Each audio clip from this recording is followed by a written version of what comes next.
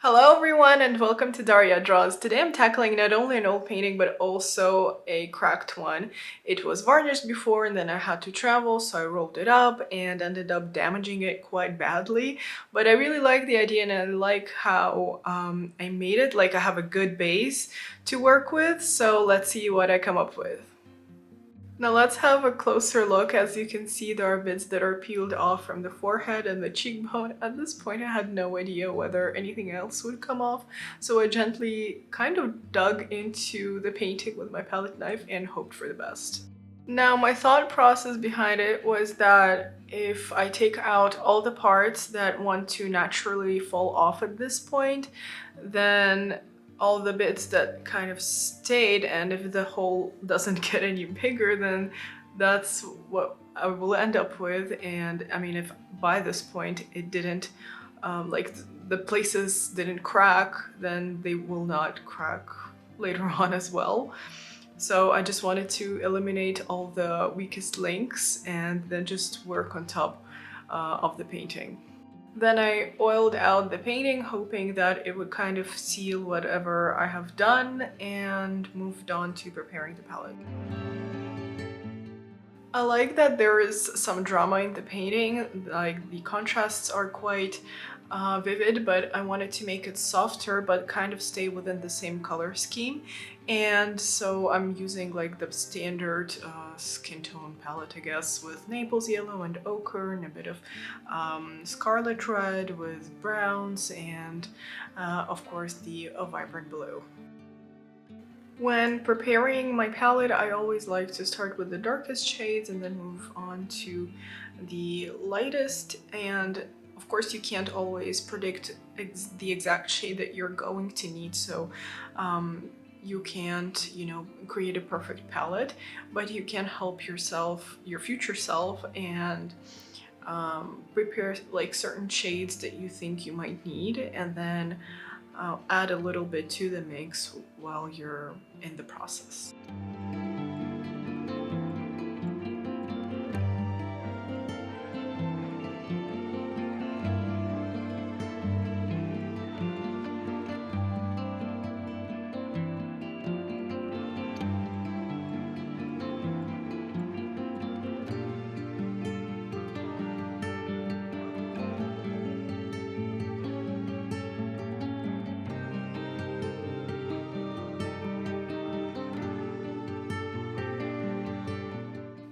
As always, my process begins with redrawing the painting using some warmer browns that I can see, and just kind of trying to make sense of it, because it's not bad overall, but then again, it doesn't really suit my vision even from back then. It's just now that I can actually do it in real life.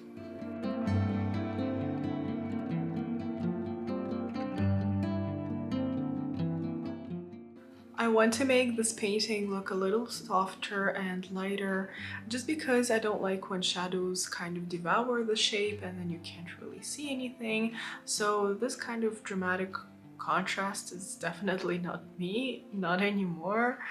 And I would like to just have clean, nice shapes.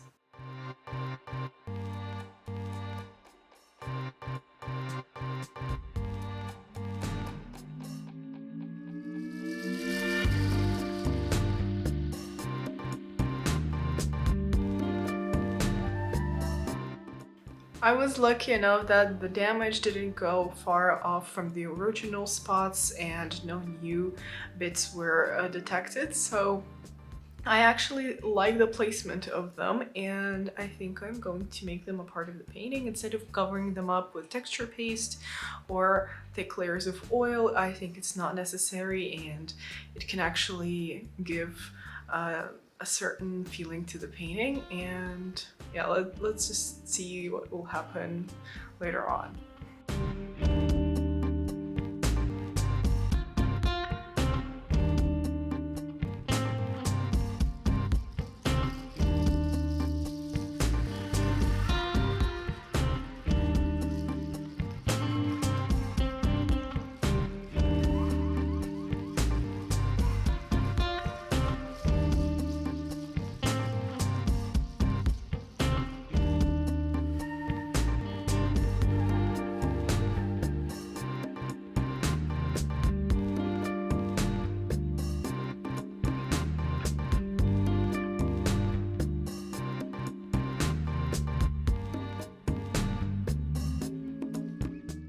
As for now, I'm just softening the shadows, making all the shapes kind of a little more rounded rather than angular, and yeah, the softness is already taking place.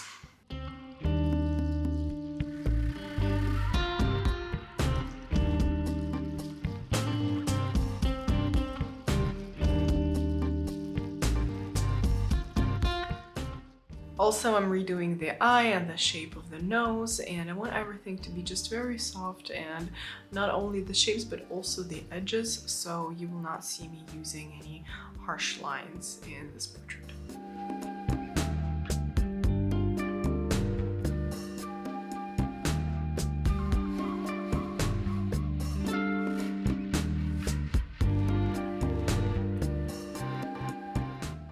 I like the idea that she's kind of wrapped in this cocoon with the blue, but honestly, it is not the right shade. I don't like the pink bits.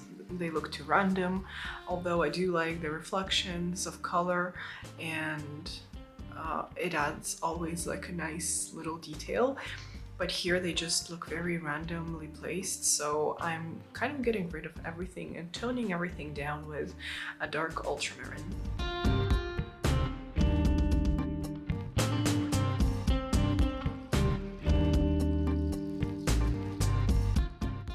As I said, I don't want the shapes to disappear completely in the shadows, so apart from making the background lighter, I'm also fixing the hair. It does look a bit choppy right now, but I'm going to soften it and make it look a little more lived in and alive.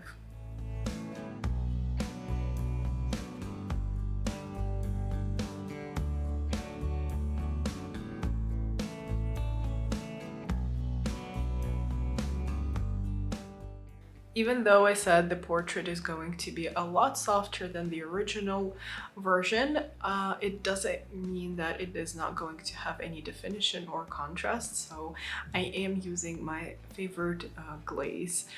This time it is kind of like a darkish brown with a touch of gray, because I don't want it to be too warm or too dark.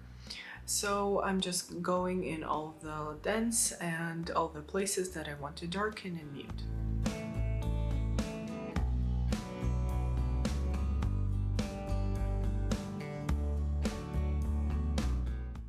It's also a great way of adding some shadow without actually adding texture, since the shadow side should be thinner and kind of lighter, more transparent than the lighter side of the face and the body or whatever else you're painting.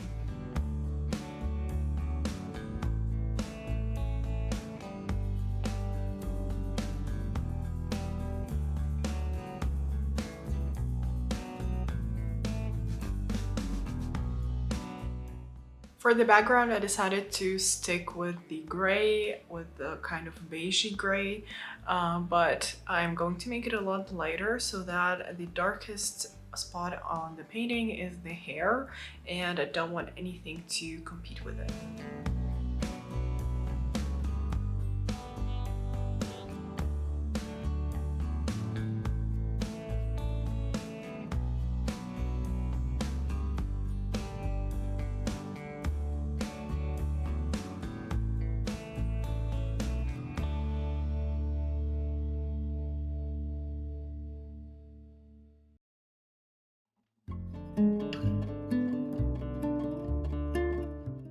Now, working with the face, of course, is the funnest part, but also the most difficult, because even though you get to kind of create your own character, you have to make it believable, especially if you're gravitating towards realistic techniques.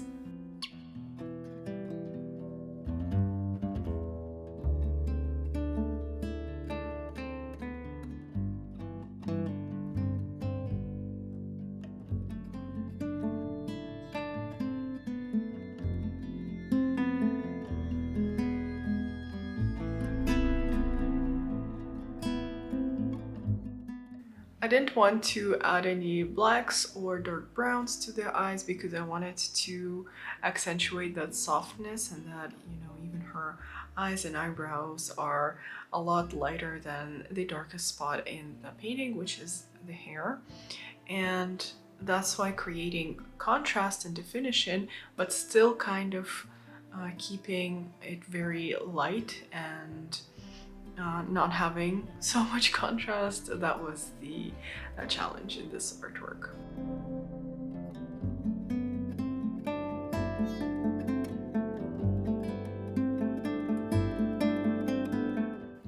I'm also curious, what would you like to see in the upcoming videos in the near future? Maybe it could be a challenge or a certain technique you would like me to show you, or anything else really. So if you have any suggestions, feel free to leave them in the comments below.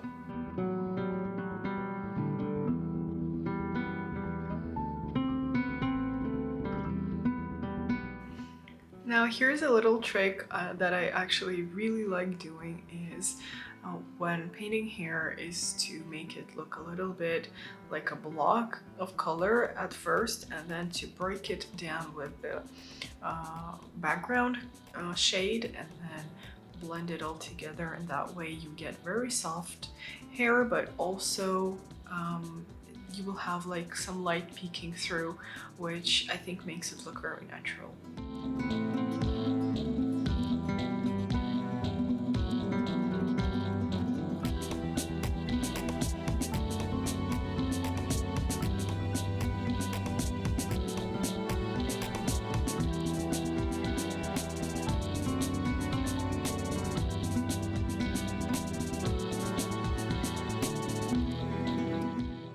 That cocoon to be very light and almost transparent, so I decided to add bits of the skin that are peeking through just to add a little of, you know, interesting details, because if it was just kind of flat blue, it wouldn't look that good.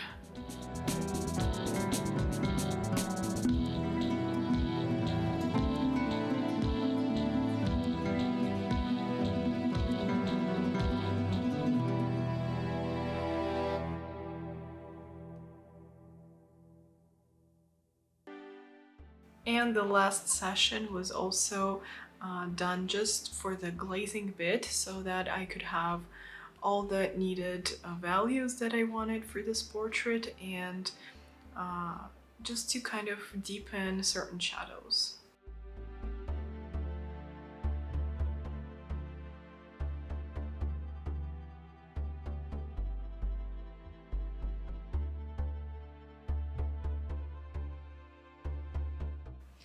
And towards the end, I decided also to glaze the missing spots of the painting, just so that it could be a little bit darker and you can see them better, especially the rough edges. I feel like that was the main highlight of the whole artwork, and I wanted to accentuate that even more.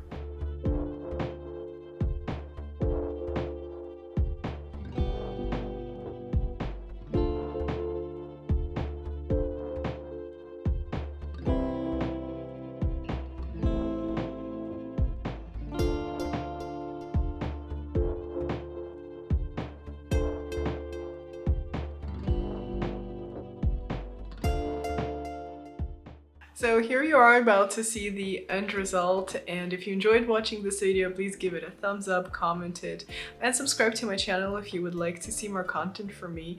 Thank you so much for watching, and I will see you in the next video.